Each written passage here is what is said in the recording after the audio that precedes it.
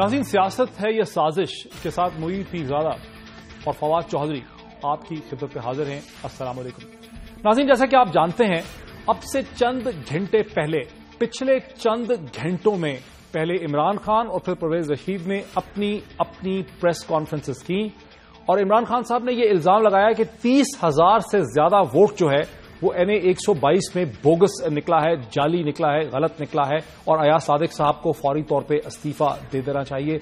Judicial commission की मुतालबा भी उन्होंने किया। उसकी कुछ देर के बाद परवेज रशीद साहब ने एक प्रेस कॉन्फ्रेंस की जिसमें उन्होंने इल्जाम लगाया कि इमरान खान साहब को सच बोलना नहीं आता, उन्हें सच बोलने की प्रैक्टिस करनी चाहिए और बोगस लफ्ज जो है उसका रिपोर्ट में कोई जिक्र नहीं है और ये एक महज रिकाउंटिंग थी, ये ऑडिट नहीं था, ये कोई अकाउंटिंग नहीं थी इलेक्शन प्रोसेस की।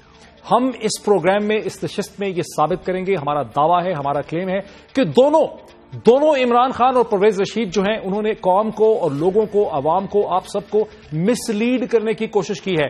दोनों ने गलत बयानी की है, दोनों एग्जैजरेट कर रहे थे और जज गुलाम हुसैन साहब की रिपोर्ट जिसे ट्रिब्यूनल में सबमिट किया गया है, जो मेरे हाथ में है, जिसे हम कई घंटे लगा के बहुत ही तफसील से देख चुके हैं, ये रिपोर्ट हरगिज वो सब कुछ नहीं कहती, उस तरह से कम अज कम नहीं कहती जिस तरह से इमरान खान साहब ने कहा है और जिस चीज का परवेज रशीद साहब जवाब देते हैं वो तो एक डिफरेंट ही स्पिन है। ये रिपोर्ट बिल्कुल मुख्तलिफ है, हम अपने प्रोग्राम में दिखाएंगे। लेकिन सबसे पहले आपको हम इमरान खान साहब की प्रेस कॉन्फ्रेंस के टुकड़े दिखाते हैं, फिर परवेज रशीद साहब की प्रेस कॉन्फ्रेंस के टुकड़े दिखाएंगे। देखिए इमरान खान ने क्या कहा। 34,376 वोट बोगस निकली है। 274 पोलिंग स्टेशन में से 128 पोलिंग स्टेशन में फॉर्म 14 और 15 नहीं थी। इंशाल्लाह 18 तारीख को हम धरना कन्वेंशन कर रहे हैं। उस धरना कन्वेंशन के अंदर मैं अपना लायमल दूंगा। अगर हमने ये एक एम्पावर्ड जुडिशल कमीशन ना बनाई, उसमें ये सारा पूरी इन्वेस्टिगेशन ना की, यहां इलेक्शन लड़ने का कोई फायदा नहीं है। वो इसलिए डर रहे हैं कि जब भी इलेक्शन खुलेगा, मैं आज आपको कह रहा हूं कि नून लीग को 68 लाख से 1.5 करोड़ वोट 2008 और 2013 में नहीं पड़ सकती। नाज़रीन, इमरान खान से अपने जरूरत से ज्यादा बड़ा मतलब निकाला। ये रिपोर्ट में कोई ऐसा कंक्लूजन नहीं है, यहां वाकई कोई वोट गलत या बोगस की बात नहीं है। यहां 3 कॉलम हैं, J, K और L, जिनका मफहूम, उनकी इंटरप्रिटेशन और उनकी तशरीह इमरान खान साहब कर रहे थे। हम तफसील से इस पर बात करेंगे, लेकिन अब मैं आपको सुनाता हूं टुकड़ा जनाब परवेज रशीद साहब की प्रेस कॉन्फ्रेंस का, जिसने बात को किसी और ही लेवल पे ले गए वो। लेकिन इमरान खान साहब, आपको भी सच बोलना आना चाहिए कि जो कागज आप दिखाते हैं उनमें लिखी हुई बातें आप लोगों को बताएं। लेकिन इमरान खान साहब, आपको भी सच बोलना आना चाहिए कि जो कागज आप दिखाते हैं उनमें लिखी हुई बातें आप लोगों को बताएं। रिकाउंटिंग की रिपोर्ट थी, रिकाउंटिंग के लिए आपने अप्लाई किया था, इसी के तहत ये रिपोर्ट मुरतब की गई और जिसके तहत आप दोबारा इंतखाब न सिर्फ हारे हैं बल्कि पहले से ज्यादा अक्सरियत से आप हारे हैं। जो बैलेट पेपर निकले हैं सरदार अयाज सादिक साहब के लिए और जिन बैलेट पेपर्स के नतीजे में वो इंतखाबात में सुरखरू हुए हैं, कानूनी तौर पर कामयाब हुए हैं, उन बैलेट पेपर का फॉरेंसिक टेस्ट मैं कह रहा हूं, दुनिया की किसी लेबॉर्ट्री से जहां से वो चाहें, पाकिस्तान की किसी लेबॉर्ट्री से नहीं, अपने पसंदीदा मुल्क की किसी पसंदीदा लेबॉर्ट्री से करवा लें। नाज़रीन, आपने परवेज रशीद साहब को सुना। मिनिस्टर ऑफ इंफॉर्मेशन या तो दानिस्ता तौर पे या किसी गलतफहमी की वजह से ये कहते हैं कि ये महज रिकाउंटिंग थी।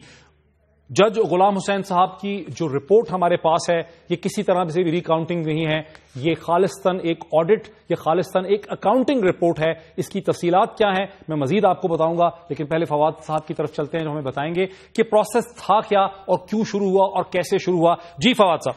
डॉक्टर साहब, पहली बात तो ये है कि मुझे ये भी नहीं समझ आती कि परवेज रशीद साहब ये प्रेस कॉन्फ्रेंस क्यों अपने सर लेते हैं और उन्होंने क्यों अपने सर ले लिया है कि वो पार्टी पॉलिटिक्स भी करेंगे। देखिए, वो हुकूमत पाकिस्तान के वजीर इत्तलात हैं और ये मामला जो है वो मुस्लिम लीग नून और तहरीक इंसाफ का है। आपने देखा कि जब उन्होंने प्रेस कॉन्फ्रेंस की तो वो PID में खड़े थे और उनके पीछे गवर्नमेंट ऑफ पाकिस्तान का बोर्ड कहते हैं। वो भी परवेज रशीद भी तो PMLN का हिस्सा है ना फवाद, आप ऐसा क्यों कहते हैं? वो भी तो PMLN का हिस्सा है। देखिए डॉक्टर साहब, डिवीजन है ना काम کی. ایک پارٹی کا کام ہے, ایک حکومت کا کام ہے.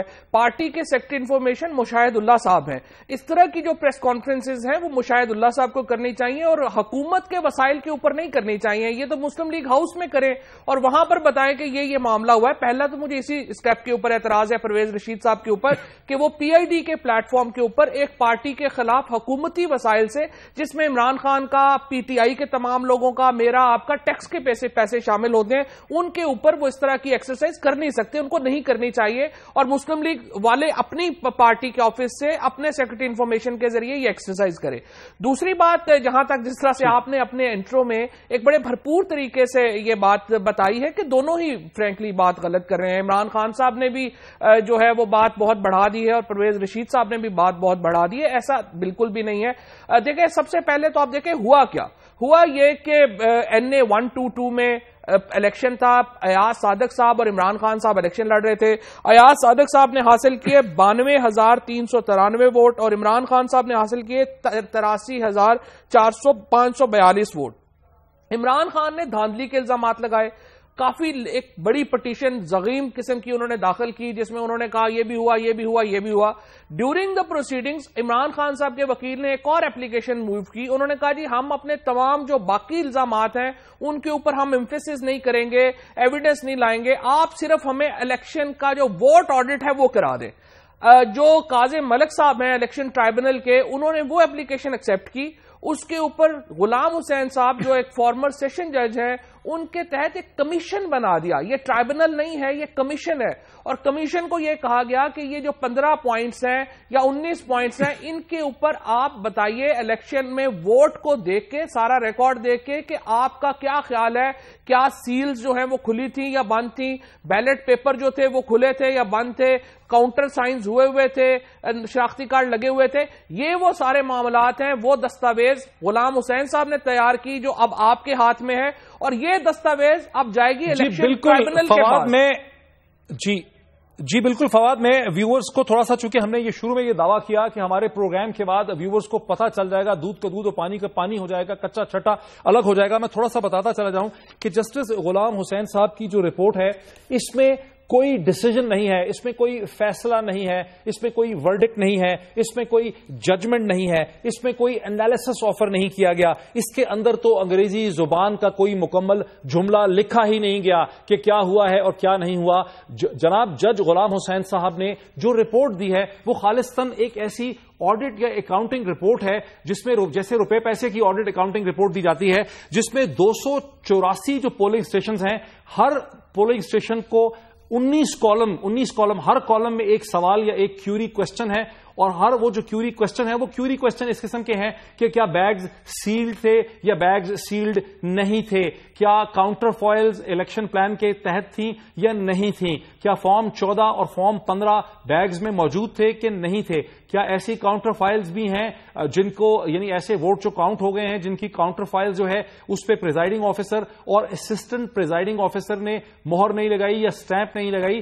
اور یہ وہ 3 کالم ہیں, کالم جے, کے اور ایل, جو یہ سوال ریز کرتے ہیں کہ presiding officer, assistant presiding officer نے کیا مہر لگائی ہے, کیا اس نے سائن کیا ہے, اس نے نہیں کیا, یا فارم 14 بیگ میں موجود ہے یا فارم 15 نہیں ہے, جس کی کھپ پڑی ہوئی ہے, جس کا ماجرا ہے, جس کا جھگڑا ہے. اس رپورٹ میں کوئی فیصلہ نہیں کیا گیا. اس کا فیصلہ تو ٹریبونل کے جسٹس قاسم ملک صاحب ہی کر پائیں گے. ان سارے اعداد و شمار کو دیکھ کے, اس اکاؤنٹنگ آڈٹ رپورٹ کو دیکھ کے وہ فیصلہ کریں گے کہ اس کی سگنیفیکنس کیا ہے, اس کی اہمیت کیا ہے. عمران خان صاحب نے جو کچھ کہا, ابھی جو آپ نے کالمز کا ذکر کیا, اس میں ایک اہم کمی یہ ہے جو آپ کو یاد ہوگا کہ ہم نے ایک پروگرام میں بڑی تفصیل سے بات بھی کی تھی کہ جو فارم 14 اور 15 ہے ان کے اوپر جو سگنیچرز ہیں اور ان کے اوپر جو انگوٹھے ہیں وہ نادرا نے ویریفائی کیے یا نہیں کیے. یہ اس فارم میں نہیں آیا کہ وہ جو فارم 14 اور 15 ہے وہ اس میں آخر وہ ویریفیکیشنز موجود ہیں یا نہیں موجود ہیں. جہاں تک الیکشن کے یا بیلٹ کے آڈٹ کا تعلق ہے اس کے اوپر تو ایک کمپریہنسو رپورٹ جو ہے وہ آئی بھی ہے, اور ہمیں اب یہ جو معاملہ ہے یہاں پر ٹھہرے گا کہ جو کاؤنٹر فائلز کے اوپر جو دستخط نہیں ہوئے اور مہر نہیں لگی ہوئی, جو تقریباً 23,000 پلس کے قریب ووٹ ہے, وہ عمران خان صاحب کہتے ہیں بوگس ہے, پرویز رشید صاحب کہتے ہیں کہ وہ اس کی کوئی حیثیت نہیں ہے، اور وہ اب دیکھنا یہ ہے کہ الیکشن کمیشن کے جب الیکشن ٹرائبونل جو ہے وہ جب آرگومنٹ سنے گا تو وہ کس نتیجے پہ پہنچے گا کہ کیا یہ جو ووٹ جن کے اوپر مہر اور وہ دستخط نہیں ہے وہ انویلڈ ہے، بوگس ہے، یا وہ ویلڈ ہے۔ بالکل صحیح ہے فواد، میں اس میں ایڈ کر دوں، اپنے ویورز کے لیے ایڈ کر دوں کہ ایک تو اس کی اہمیت کیا ہے، کالم جے کی، ایل کی اور ایل کی، جے کے اور ایل کی اہمیت کیا ہے، وہ ہم اس کے لیے کنور دلشاد صاحب سے جو کہ فارمر سیکرٹری رہ چکے ہیں الیکشن کمیشن آف پاکستان کے، اس پروگرام کے دوسرے پارٹ میں ہم ان سے پوچھیں گے کہ اس کی اہمیت کیا ہے۔ لیکن صرف اتنا بتا دوں کہ عمران خان صاحب نے 34,000 کا فگر استعمال کیا، ان کے وکلا 30,000 کا پہلے فگر استعمال کرتے رہے۔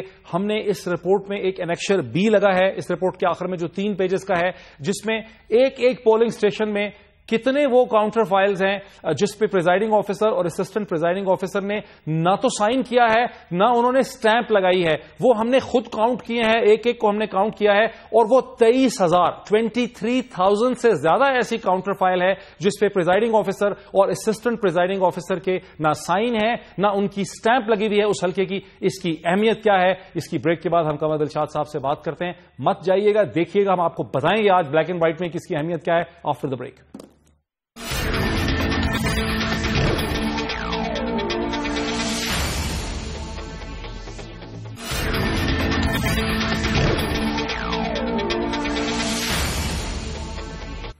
ناظرین ویلکم بیک۔ جیسا کہ میں نے وقفے سے پہلے کہا تھا کہ کنور دلشاد صاحب جو کہ فارمر سیکرٹری ہیں الیکشن کمیشن آف پاکستان کے، وہ ہمیں اس پارٹ میں جوائن کر سکیں گے۔ کنور دلشاد صاحب السلام علیکم۔ وعلیکم السلام۔ کنور دلشاد صاحب، آج عمران خان صاحب نے اور پرویز رشید صاحب نے یکے بعد دیگرے تابڑ توڑ پریس کانفرنسز کے ذریعے پاکستانی قوم کو حیران اور پریشان کر دیا، کنفیوز کر دیا۔ لیکن ہم دیکھتے ہیں کہ جب ہم جج غلام حسین صاحب کی رپورٹ دیکھتے ہیں اور جو ان کی آڈٹ رپورٹ ہے تو اس سے بات واضح ہوتی ہے، انہوں نے ایک انیکشر بھی لگایا ہے کہ 23,000 سے زیادہ کاؤنٹر فائلز ایسی ہیں جو پھیلی ہوئی ہیں 284 پولنگ اسٹیشنز میں، جہاں پہ نہ تو پریزائڈنگ آفیسر نہ اسسٹنٹ پریزائڈنگ آفیسر کی سٹیمپ ہے، نہ ان کا سگنیچر ہے۔ میرا پہلا آپ سے سوال ہے کہ یہ جو سٹیمپ ہوتی ہے، کیا ہر پولنگ اسٹیشن کی سٹیمپ اس پولنگ اسٹیشن کو آئیڈینٹیفائی کرتی ہے، وہ اس کی منفرد ہوتی ہے؟ کیا اس سے یہ پتا چلتا ہے کہ یہ پولنگ اسٹیشن 100، 110 یا 8 یا 10 یا 11 کی سٹیمپ ہے؟ کیا ایسا ہوتا ہے سر؟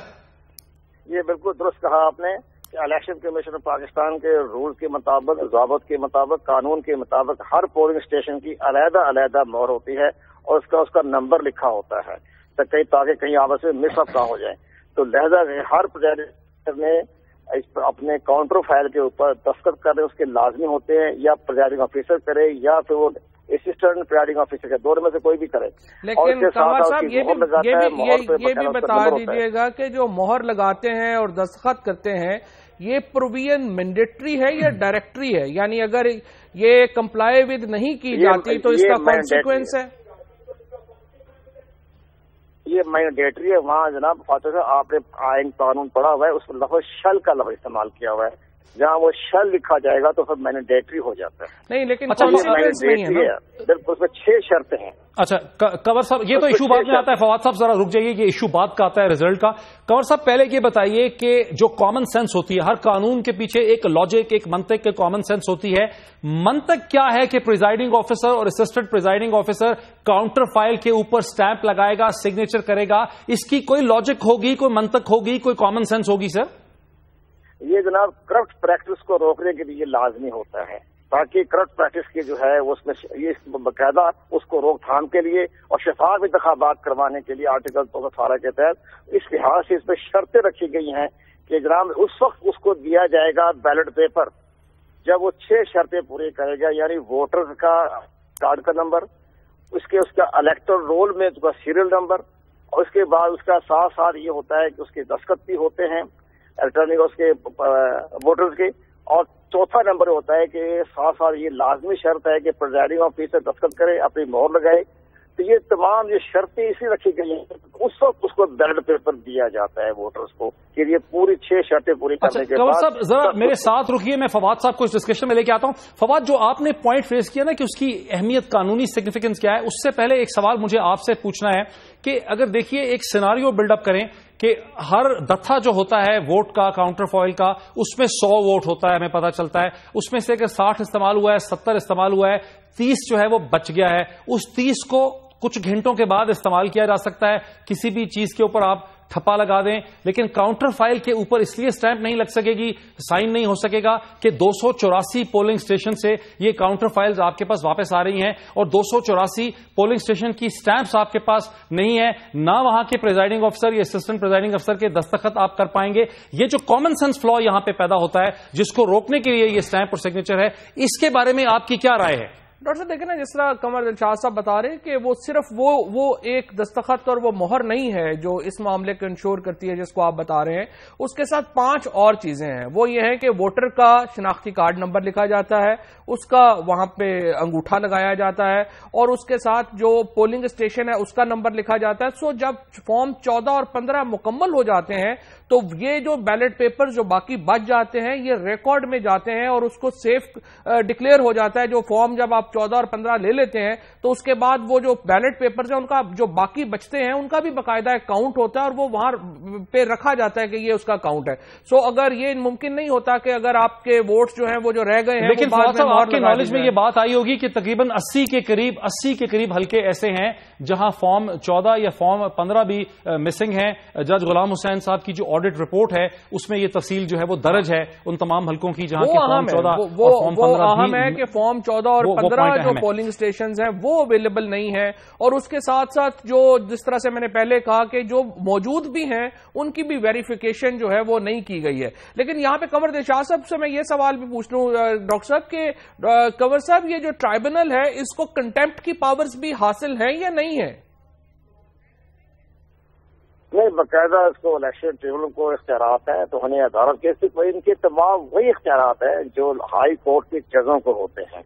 उनको हाई कोर्ट के जज बराबर का इनको मसावी इख्तियारात दिए गए हैं, क्योंकि बाकायदा कंटेम्प्ट ऑफ कोर्ट के भी इख्तियारात मौजूद हैं। ये कंटेम्प्ट ऑफ कोर्ट नाफिज भी कर सकते हैं, बुला भी सकते हैं, तलब भी कर सकते हैं। आपको नहीं लगता कि इमरान खान और परवेज रशीद साहब दोनों को तलब करना चाहिए जो कुछ ये हजरात कर रहे हैं? हाँ, बिल्कुल करना चाहिए फवाद, लेकिन ये एक अलग बहस है। अभी तो पहले उसके ऊपर आ जाए, काउंटिंग के ऊपर। कंवर दिलशाद साहब, ये हमने देखा है जो इस पे डिटेल ऑडिट रिपोर्ट है कि कोई 2, 4, 5 की बात नहीं है। हल्कों के अंदर 100, 200, 300, 400, 500 काउंटर फाइल ऐसी निकली है जिसके ऊपर प्रिजाइडिंग ऑफिसर या असिस्टेंट प्रिजाइडिंग ऑफिसर की ना स्टैंप है ना उसका सिग्नेचर है। तो ये आप समझते हैं कि फॉरगेटफुलनेस के भूल जाने से हो सकता है या कुछ और ये समझ आती है इतनी ज्यादा बड़ी तादाद में भूलना? नहीं, ये बहुत बोलने वाली बात होती है। चंद वोट होते हैं, सैकड़ों की तादाद में होते हैं, 400, 500 होते हैं, 1000, 2000 होते हैं। ये 23,000, ये 32,000, ये 35,000 की तरह ये काउंटर फाइल पर दस्तखत न करना, ये आफ्टर थॉट होता है। ये दानिस्ता तौर पर करवाया जाता है ताकि जल्दबाजी में उन्होंने से बैलेट पेपर वहां से काउंटर फाइल में से निकाले और वोट कास्ट कर दिए और लिहाजा तमाम खाना पूरी उन्होंने बाद में की। ये एक बड़ा आफ्टर थॉट में आता है। ये असूली तौर पर माजी में बहुत से इंतखाबात में ऐसा हुआ है कि जहां काउंटर फाइल पर दस्तखत नहीं हुए हैं और वो इतने काउंटर फाइल दस्तखत नहीं हुए जैसे 30 जी। कंवर साहब, last question to you before the break. Kanwar साहब, लास्ट क्वेश्चन ये है कि पीएमएलएन के जराये ये कहते हैं हुकूमत के कि जो फॉर्म 14 और 15 थैलों में से नहीं निकले, वो फॉर्म 14 और 15 रिटर्निंग अफसर के रिकॉर्ड में मौजूद हैं, इसलिए थैलों से ना निकलने की कोई अहमियत सिग्निफिकेंस नहीं है। आप क्या कहते हैं कि जो 80 थैलों में से फॉर्म 14 और 15 नहीं निकले, इसकी कोई अहमियत बनती है कि नहीं बनती? नहीं ज़ाहिर, अगर वो रिटर्निंग ऑफिसर जो है वो फॉर्म 14 जो होता है वो अगर रिटर्निंग ऑफिसर के पास मौजूद हैं तो ज़ाहिर है तो वो तो केस ठीक हो गया, रिटर्निंग ऑफिसर के पास बैकवर्ड पहुंच गए। लेकिन बाज़ी नजर में जो 35,000 जो वोटों का जो काउंटर फाइल पर दस्तखत नहीं हुए हैं, रिटर्निंग ऑफिसर की मोहर लगी है, तो ये इलेक्शन कालदम होने बहुत करीब पहुंच चुका है। और क्योंकि इलेक्शन ट्रिब्यूनल ने बेज़ाब्तियों को उसके बारे में फैसला करना उसकी लाज़मी, ये करप्ट प्रैक्टिस में आता है सेक्शन 77 के तहत। اور اس کا فیصلہ اب کنور گلزار صاحب بہت شکریہ، اس کا فیصلہ یہ ٹریبونل کرے گا جسٹس کاظم ملک صاحب کا کہ ان اعداد و شمار کی، اس آڈٹ رپورٹ کی، اس اکاؤنٹنگ رپورٹ کی اہمیت کیا ہے۔ پروگرام کے اگلے حصے میں ہم دہشت گردی کی طرف جائیں گے، جہاں آج پاکستان بھر میں پنجاب اور خیبر پختونخوا میں اسکول کھلے، جو بہت بڑے عزم کا ایک فیصلہ تھا، جرت کا فیصلہ تھا، اور military chief Peshawar army public school میں خود موجود تھے بچوں کا خیر مقدم کرنے کے لیے۔ بریک کے بعد ہم اس ڈسکشن کا آغاز کرتے ہیں آفٹر دا بریک۔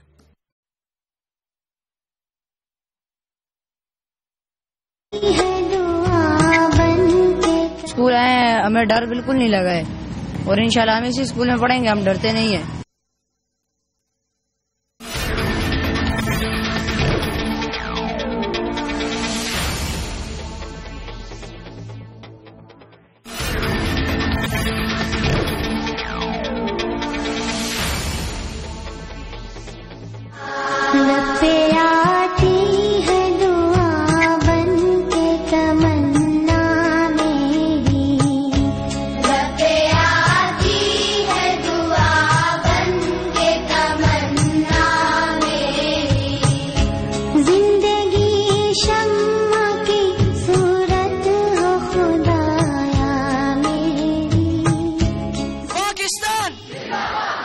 شہید ہوئی ہیں، اب ان کی جو خواہشات تھی، ان کا جو ہمارا پڑھانے کا مقصد تھا، وہ مقصد پورا کرنا ہے مجھے۔ ہم بہت خوش ہیں کہ اسکول پھر لگ گیا ہے، ہماری پڑھائی پھر سے شروع ہو گئی ہے۔ اسکول آئے ہیں، ہمیں ڈر بالکل نہیں لگا ہے، اور انشاءاللہ ہم اسی اسکول میں پڑھیں گے، ہم ڈرتے نہیں ہیں۔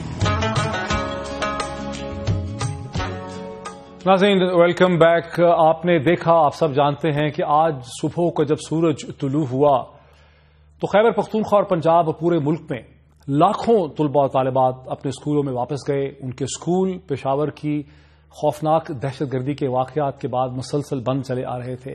پاکستانی والدین کی طرف سے یہ ایک بہت بڑا ایکٹ آف فیتھ تھا، یہ عزم کا مظاہرہ تھا، جرت کا مظاہرہ ہے، خود اعتمادی کا مظاہرہ ہے۔ ضرورت بھی ہے لیکن خود اعتمادی ہے ریاست کی، اور یہ ایک بڑا ہی امپورٹنٹ موقع تھا۔ بہت سی ہم نے دیکھا کہ پاکستان کے military chief general Raheel Sharif جو ہیں وہ آرمی پبلک اسکول پشاور میں بنفس نفیس اپنی بیگم صاحبہ کے ساتھ خود موجود تھے، جہاں انہوں نے بچوں کا اور اسٹاف کا خیر مقدم کیا، ان کے ساتھ وہاں پہ وہ موجود رہے۔ بہت سی تنقید بھی ہوئی ہے کہ اب تک کیا کچھ ہم نے گزشتہ 26 دنوں میں پایا ہے، کیا کچھ اچیو کیا گیا ہے، کیا کچھ اچیو نہیں کیا گیا۔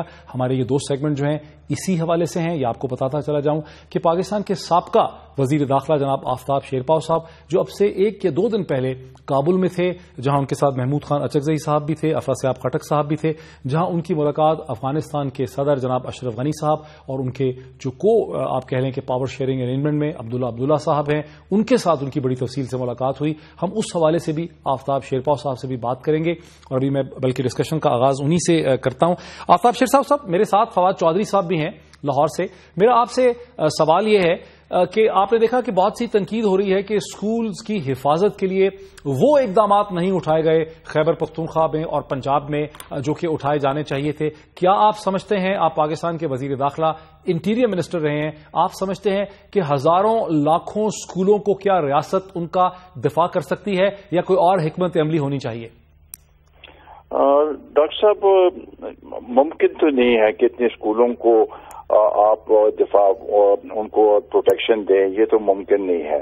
زیادہ ہمیں انٹیلیجنس پہ وہ کرنا چاہیے، انحصار کرنا چاہیے۔ دوسری بات یہ ہے کہ جو ڈیسپریشن ہے ان میں، یہ دہشت گردوں میں، تو وہ سافٹ ٹارگیٹس کو ابھی چوز کر رہے ہیں تاکہ اس سے دہشت زیادہ پھیلے۔ یہ ان کا ایک طریقہ کار انہوں نے شروع کیا۔ جیسے آرمی پبلک اسکول میں ایک سافٹ ٹارگیٹ تھا اور اس کو انہوں نے اس پہ حملہ کیا۔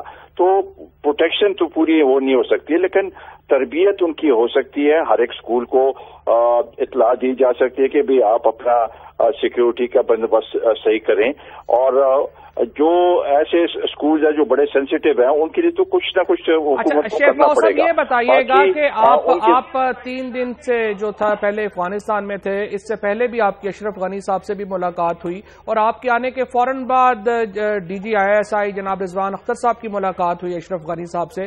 تو پہلے تو یہ بتائیے گا کہ جو آرمی چیف صاحب کی ملاقات ہوئی اور اس کے بعد اب تک آپ کا کیا خیال ہے کہ جو اسٹیبلشمنٹ ہے افغانستان کی اور افغانستان کے جو حکمران ہیں وہ پاکستان کے ساتھ کس حد تک تعاون کر رہے ہیں، اور فضل اللہ اور جو عمر خراسانی جیسے دہشت گرد جو مطلوب ہیں پاکستان کو اور جو افغانستان میں ہیں، کیا پاکستان کو ان تک رسائی مل سکے گی؟ فواد صاحب، یہ ہم گئے تھے ان کی دعوت پہ، اشرف غنی صاحب کی دعوت پہ، اور وہاں پر سب جتنے بھی اسٹیک ہولڈرز تھے ان سب سے ملاقات ہوئی، عبداللہ سے، حامد کارزئی صاحب سے، ان کے نیشنل سیکیورٹی ایڈوائزر اطمر صاحب سے، اور جتنے بھی تھے ان سے، اور یہ ڈسکشن ہوا کہ بھئی کیا کرنا چاہیے، کس طریقے سے آگے بڑھانا چاہیے۔ میرا خیال ہے کہ ایک ایسا کریٹیکل فیز ہے ابھی یہ کہ وہاں سے امریکی فوج کا بہت حد تک انخلا ہو چکا ہے، اور یہاں پر بھی یہ جو صورتحال نارتھ وزیرستان میں، شمالی وزیرستان میں جو آپریشن ہے، اس کے بعد جو یہاں پر صورتحال بنی ہوئی ہے، خصوصاً آرمی پبلک اسکول کے بعد، تو اس میں جب تک کوہیژن نہیں ہوگی اور کوآرڈینیٹڈ ایفرٹس نہیں ہوں گے تو یہ مسئلہ آگے نہیں بڑھ سکتا۔ کوہیژن اور کوآرڈینیشن ہے یا نہیں ہے؟ نہیں، ابھی آہستہ آہستہ بڑی، میرا خیال ہے کہ جب اشرف غنی صاحب یہاں پر آئے تھے وہ پہلا ایک فیز تھا، اس میں وہ جی ایچ کیو بھی گئے، یہاں پر انہوں نے کہا کہ بھئی ہم ایک دوسرے کے سرزمین کو ایک دوسرے کے خلاف نہیں استعمال کریں گے، بلکہ یہاں تک کہ آرمی کے لوگوں کی ٹریننگ بھی انہوں نے کہا کہ پاکستان میں ہو سکتی ہے۔ تو یہ سب چیزیں ایک ٹرسٹ ڈیفیسٹ جو پہلے تھا اس کو کم کرنے کے لیے یہ استعمال کیا گیا۔ لیکن آپ کی بڑی ایک اہم نوعیت کی میٹنگ تھی، یہ ایک بڑی ان یوزل میٹنگ تھی آفتاب شیر صاحب، جس میں آپ کے ساتھ جو ہے محمود اچکزئی صاحب بھی تھے، اسفندیار خٹک صاحب بھی تھے، وہاں دونوں طرف ہم نے دیکھا کہ میز کی دوسری طرف اشرف غنی صاحب بھی بیٹھے ہوئے تھے، عبداللہ صاحب بھی بیٹھے تھے۔ تو کوئی ری ایشورنسز آپ کو ملی ہوں، کوئی آپ سے وعدے کیے گئے ہوں، کوئی انڈرسٹینڈنگ آپ کو دی گئی ہو؟ آپ پاکستان کے سابقہ انٹیریئر منسٹر ہیں، محمود خان اچکزئی صاحب جو ہیں وہ پشتونوں کے لیڈر ہیں، نہ صرف خیبر پختونخوا میں بلکہ بلوچستان کی بیلٹ میں، تو کوئی ایشورنسز آپ کو ایکسٹینڈ کیے ہیں افغان لیڈرشپ نے؟ دیکھیں جی، ایک تو یہ کنسلٹیٹو ایک ڈسکشن تھی کہ وہ جاننا چاہتے تھے کہ کیا صورتحال ہے یہاں پر، اور ہمیں اپنے جو ان کے کنسرنز ہیں ان سے بھی آگاہ کرنے کے لیے بلایا گیا تھا تاکہ اس کے اوپر ڈسکشن ہو۔ یہ میں سمجھتا ہوں کہ بہت حد تک فرق آ گیا ہے ان میں، اور میں یہ آرمی پبلک اسکول کے اس پہ بھی وہ کوآپریٹ کر رہے ہیں، اور شاید ایک ایسا موقع ہے کہ دونوں طرف کوآرڈینیٹڈ ایفرٹس ہوں اور آپریشنز ہوں، تو اس حد تک وہ بڑھنے کے لیے تیار ہیں۔ لیکن جو بڑا کریٹیکل سوال آپ سے فواد نے پوچھا عمر خراسانی اور ملا فضل اللہ کے حوالے سے، اس کا کوئی سر آپ نے جواب نہیں دیا۔ دیکھیں جی، وہ دونوں تو حراست میں نہیں ہے نا ان کے، فواد صاحب حراست میں ہوتے تو پھر اور بات تھی، وہ حراست میں نہیں ہے۔ جیسے یہاں پر کچھ لوگ ہیں جو کہ شاید ان کو کہا جاتا ہے کہ اس طرف ہیں، تو جو حراست میں ہو وہ الگ بات ہے، جب حراست میں نہ ہو، کنر اور نورستان جو علاقے ہیں بڑی آپ نے انٹرسٹنگ بات کی ہے۔ یہ بتائیے کہ کیا ہماری اسٹیبلشمنٹ بھی ان کے کچھ لوگوں کو دینے کو تیار ہے اگر اس طرف بات جائے گی، یا صرف ہم ہی مانگ رہے ہیں؟ اور ظاہر ہے آپ نے بڑی صحیح بات کی ہے کہ ان کا بھی تو کچھ مطالبے ہیں، ہم بھی اس کی طرف کچھ نرمی دکھانے کا ارادہ رکھتے ہیں۔ فواد صاحب، ایک تو یہ ہے کہ ہماری ایکسٹریڈیشن ٹریٹی نہیں ہے آپس میں، یہ چیز تو ظاہر ہے، لیکن ایک فضا اگر بن جائے تو میرا خیال ہے کہ بغیر ایکسٹریڈیشن ٹریٹی کی بھی ایک دوسرے کو کے جو قیدی ہیں ان کو ان کا تبادلہ ہو سکتا ہے۔ یہ ایک خیر سگالی کا وہ ہوگا دونوں طرف سے، تو اس پہ میرا خیال ہے کہ ہوپ فلی اس میں کوئی نہ کوئی بات آگے بڑھے گی۔ اچھا شیرپاؤ صاحب، آپ بہت شکریہ۔ اچھا ہمارا اگر وقت ختم نہیں ہوا تو آپ پلیز سوال یہ پوچھنا چاہتا ہوں۔ نہیں فواد، آپ پلیز کامنٹ کریں، آپ پلیز اپنا کامنٹ کنٹینیو کریں۔ میں یہ کہہ رہا تھا کہ جو شیرپاؤ صاحب کے ساتھ میٹنگ میں حامد کرزئی صاحب بھی موجود تھے، اب پہلے جو اشرف غنی صاحب کی اور عبداللہ صاحب کی، اور حامد کرزئی صاحب کا آپ کو معلوم ہی ہے کہ کس طرح سے رویہ ماضی میں ذرا پاکستان کی طرف کس طرح کیسا رہا، تو میں پوچھنا چاہ رہا تھا کہ اب اس میں بھی کوئی تبدیلی آئی ہے، اور اوور آل سیکورٹی اسٹیبلشمنٹ بھی افغانستان کی سوچ رہی ہے تبدیلی؟ جی آفتاب شیر صاحب، کارروائی صاحب کی کیا؟ یہ بڑا اہم سوال ہے۔ میرا خیال ہے کہ اس ایک میٹنگ میں نہیں، بہت سی اس سے پہلے دن جب ہم گئے تو اشرف غنی اور حامد کارزئی صاحب تھے، دوسرے دن عبداللہ بھی تھے اور ان کے نیشنل سیکورٹی ایڈوائزر بھی تھے. ابھی چونکہ افغانستان ایک ٹرانزیشنل اس میں ہے، پروسیس میں ہے، ایک نئی حکومت آئی ہے. کارزئی صاحب اتنے سال 12-13 سال حکومت میں رہے تو ان کا ایک وہ اثر تو ہے.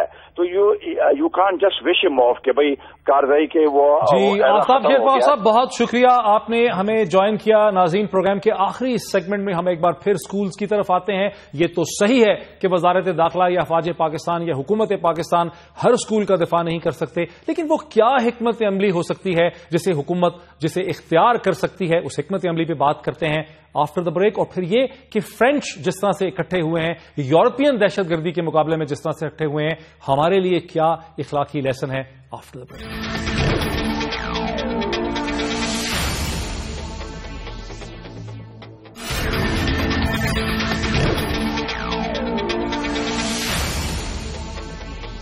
ناظرین ویلکم بیک. پروگرام کا آخری حصہ ہے. جیسا کہ میں نے کہا کہ اس حصے میں ہم آپ کو یہ بھی بتائیں گے کہ یورپ میں جس طرح سے فرانس میں اور یورپین لیڈرشپ جو ہے وہ دہشت گردی کے مقابلوں کے مقابلے میں اکٹھی ہو گئی ہے، یک زبان بولی ہے. فرانس کے اندر 3 سے 4 ملین لوگ جو ہیں انہوں نے ریلی کی، جلسے کیے. صرف پیرس شہر کے اندر 1.6 ملین لوگ جو ہیں انہوں نے ایک دن میں مارچ کیا. اور اس ساری مارچ پاسٹ کا پاکستان کے لیے اخلاقی طور پر کیا پیغام ہے، اس پہ تو ہم بات کریں گے. لیکن میں پہلے چلتا ہوں فواد چودھری صاحب کی طرف اور سکولز کے ٹاپک پہ واپس آتے ہیں. فواد، یہ تو صحیح ہے کہ پاکستان کے اندر آج ہم نے دیکھا کہ 1,62,000 سکول صرف پبلک سیکٹر میں پائے جاتے ہیں. صرف 60,000 سے زیادہ سکول پنجاب میں اور تقریباً 50,000 سکول جو ہے وہ سندھ میں پایا جاتا ہے. اور پرائیویٹ سیکٹر کے اندر ہزاروں اور سکول ہیں. تو کوئی حکومت یا وزارت داخلہ جو ہے یا افواج پاکستان ہر سکول کا انفرادی طور پہ تو دفاع نہیں کر سکتے ہیں. تو پھر حکمت عملی ہونی کیا چاہیے؟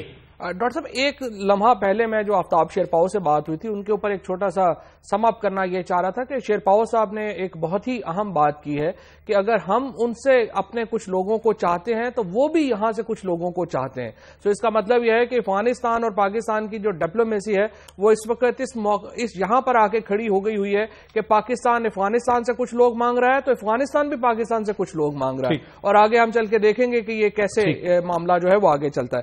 جہاں تک آپ نے لیکن سکولز کو جی بات کی ہے وہ بڑی دیکھیں بات یہ ہے کہ پاکستان میں لگ بھگ کوئی 2.25 لاکھ کے قریب پبلک اور پرائیویٹ سکول ہے اور پاکستان کی کل پولیس جو ہے وہ تقریباً 3 لاکھ کے لگ بھگ ہے.